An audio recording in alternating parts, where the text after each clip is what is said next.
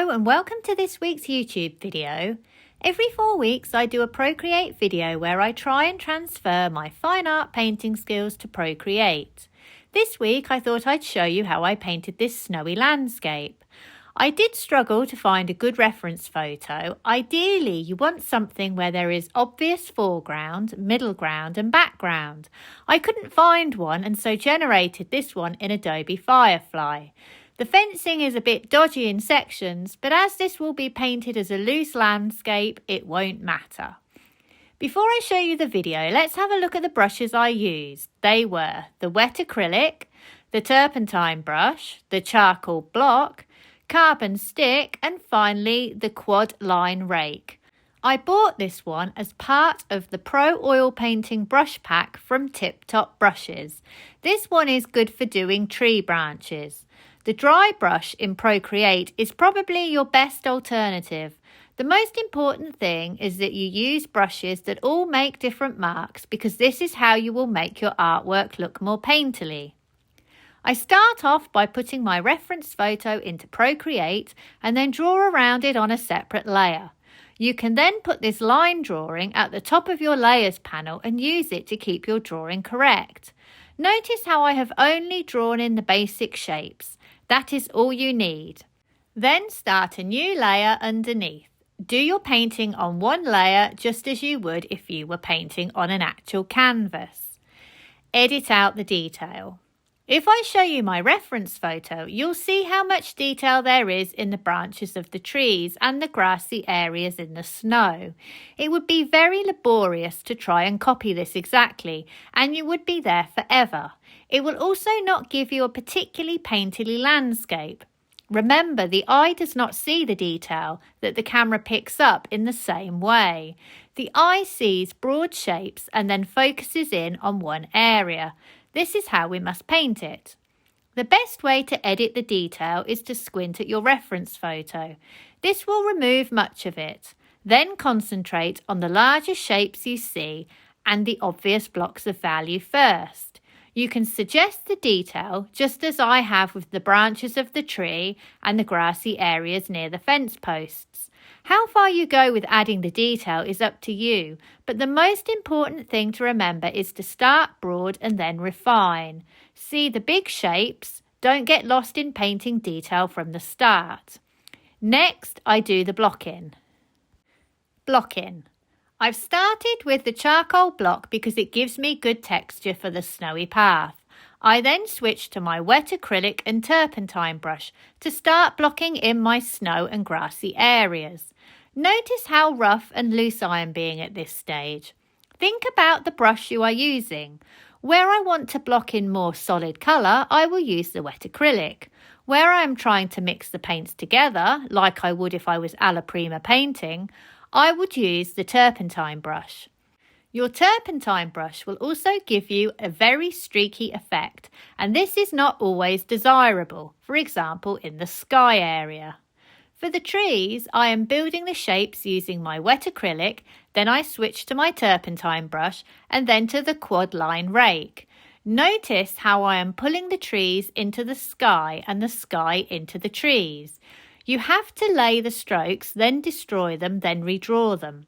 I am constantly switching between these 3 brushes to make sure that my trees have a variety of marks in them. The quad line rake is quite a harsh brush, so I am adjusting the opacity quite a lot. I'm adjusting the size and transparency for my other 2 brushes as well. How do I select my colour? It's really important to look at the marks your brushes make and understand how this affects the colour. If I show you the brush marks that were at the beginning of this tutorial, you will see how the same colour is different depending upon the brush I use. Some marks are dark and true to my colour selection and some are not.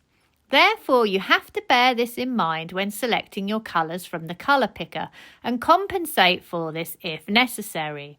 For example, my turpentine brush is always lighter and less saturated than the colour I am seeing in the reference photo. Therefore, I usually have to move down a bit and across to the right a bit where the colour is more saturated.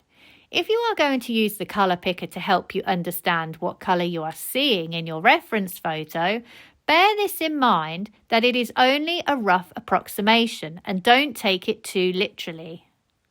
Brushwork. I am continually swapping between my different brushes, adjusting the size and the opacity. Think about which brush best describes what you are painting. For example, the quad rake is great for tree branches. The turpentine describes the grassy areas well. The wet acrylic is good if I am blocking in solid shape. And the charcoal block gives me interesting texture for snow and ground. Focusing in on this area, I am using a combination of the turpentine brush and the charcoal block to give me that brown grass. I'm then using the wet acrylic to block in my posts. I'm always adjusting my opacity. Where I want more solid colour, I use a higher opacity, but where I want it to be more transparent, I turn it down. You really need to play about with it. Think about the direction of your brushwork. What is your brushwork trying to represent? I have more vertical strokes here because I am trying to show grass, whereas my strokes here are horizontal, vertical and diagonal. Notice how interesting these marks are becoming because I am mixing some very different brushes together.